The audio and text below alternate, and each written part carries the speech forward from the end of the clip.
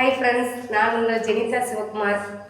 எப்போவுமே காலையில் அவருக்கு மாலை போட்டுக்கிறதுனால குளிச்சுட்டு சமையல் பண்ணிவிட்டு காலையில் வேலைக்கு போயிடுவேன். சாயந்தரம் நேரம் மேல் தான் குளிக்க முடியும், தலைக்கு குளிக்க முடியாது, ஈரமாக இருக்குமா. அதனால நைட்டில் எண்ணெய் வைப்பேன். நைட்டில் எண்ணெய் வச்சுட்டு காலையில் தலையோடு தண்ணி ஊற்றிக்குவேன். அப்போ தான் டேமேஜ் ஆகாது ஹேர். எப்பா எனக்கு அதிகம் இங்கிலீஷ்லாம் தெரியாதுப்பா. ஏதோ கிராமத்தில் வளர்ந்த பொண்ணு, அதிக படிப்பெல்லாம் இல்லை, ரொம்ப பெருசாக நினச்சிக்காதீங்க. முடி முன்னுக்கு நிறையா இருந்துச்சு, ஆனால் பூமுடி எடுத்து எப்பயுமே வருஷம் வேளாங்கண்ணி போகிறப்ப பூமுடி எடுத்துருவேன். அப்புறம் இந்த எண்ணெய் இருக்குல்ல, இந்த எண்ணெய் முடியே கொட்டாது. இந்த எண்ணெய் எப்படின்டா, கத்தாழை, கருவேப்பிலை, கருஞ்சீரகம், வெந்தயம் நிறையா போடுவேன். வேப்பலை, முருங்கை இலை, கரிசலாங்கண்ணி, நிறையா பொருள் சேர்த்து, மருதாணி, செம்பருத்தி பூ எல்லாமே என் தங்கச்சி கொஞ்சம் கலெக்ட் பண்ணி கொடுப்பாங்க. எல்லாம் சேர்த்து வச்சுருந்து காய போட்டு, அப்படி இல்லைன்னா பச்சையாக கிடச்சின்னா அப்படியே அரைச்சிக்கிடுவோம் ஃப்ரெஷ்ஷாக. அப்படி இல்லைன்னா காய வச்சுருவேன். ஒவ்வொன்றா கலெக்ட் பண்ண காய வச்சு அரைச்சி அப்படியே ஒரு மணி நேரம் ஆயிடும் இந்த எண்ணெயை காய்ச்சி எடுக்கிறதுக்கு.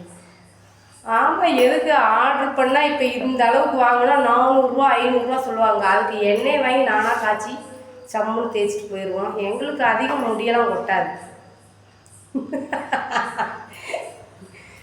முடியெல்லாம் கொட்டாது. எப்பயுமே ஒவ்வொன்றா எப்போயெல்லாம் கைக்கு கிடைக்குதோ அந்த பொருளெல்லாம் காய வச்சுருவேன். கருவேப்பிலை அதிகமாக கிடச்சிச்சு அப்படின்னா காய வச்சு எடுத்து வச்சுருவேன்.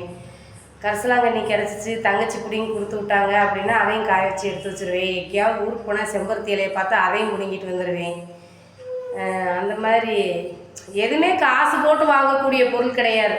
நம்ம நடந்து போகிற தடத்து மேலே இருக்குது, பிடுங்கி காய்ச்ச போகிறோம், காய வச்சு காய்ச்ச போகிறோம். இதில் என்ன இருக்குது, தீந்துருச்சு எண்ணெய், காய்ச்சணும். காய்ச்சி வச்சுட்டா இது ஒரு பாட்டில் வச்சுக்கிட்டா 2 மாதத்துக்கு வரும். எப்படின்னா, நான் எண்ணெய் தேய்ப்பேன், தலை குளிப்பேன். நைட் எண்ணெய் தேய்ப்பேன், காலைக்கு தலை குளிப்பேன். நைட்டுக்கு எண்ணெய் தேய்ப்பேன், காலைக்கு தலை குளிப்பேன். இதே வேலை தான் எனக்கு. சைனிங்காக நல்லாத்தான் இருக்கும் எனக்கு. ஆமாம், 40 வயசு ஆகியும் எங்கே நிறம் தெரியுது பாருங்கள்.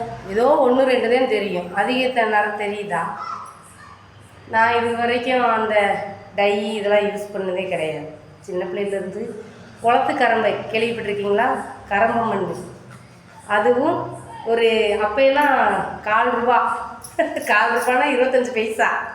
ஒரு சீயக்காய், மாடுமார்க்கு சீயக்காய், அனுமார் தூக்கின வேணிக்க, அதை வாங்கிட்டு குளத்துல போய் நல்லா வடித்த தண்ணியில் கலக்கி தலைக்கு தேய்ச்சி குளிச்சுட்டு வருவோம்.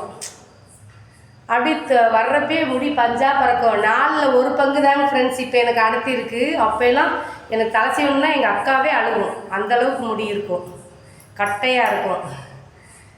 ஷாம்பெல்லாம் எங்களுக்கு என்னன்னே தெரியாது. கல்யாணம் பண்ணதுக்கு அப்புறம் தான் ஷாம்பு. எங்கள் அம்மா என்ன தெரியுமா செய்யும், ஒரு சாக்கில் கரும்பு நள்ளிட்டு வந்து வச்சிரும். அப்படி அங்கே போய் குளத்துல குளிக்க முடியல, ஒரு பிள்ளைகளுக்கு ஒரு குறிப்பிட்ட வயசு வேகம் தெரிஞ்சிருச்சு அப்படின்னா, கொள்ளையில் கரும்பு மண் ஒரு சாக்கு இருக்கும், அழகாக வடித்த தண்ணி எடுத்து போட்டு கரும்பு மண்ணை போட்டு, சீயக்காய் கிடைக்கல அப்படின்னா கரும்பு மண்ணை போட்டு குளிச்சுருவோம். அப்படி இல்லைன்னா சீயக்காயை போட்டு தேய்ச்சி குளிப்போம். இப்போலாம் பிள்ளைகளுக்கு கரும்பு மண்ணை போட்டு ஊற்றணும்னு வச்சுக்கோங்க, நம்மளை பைத்தியம்னு நினச்சிருங்க.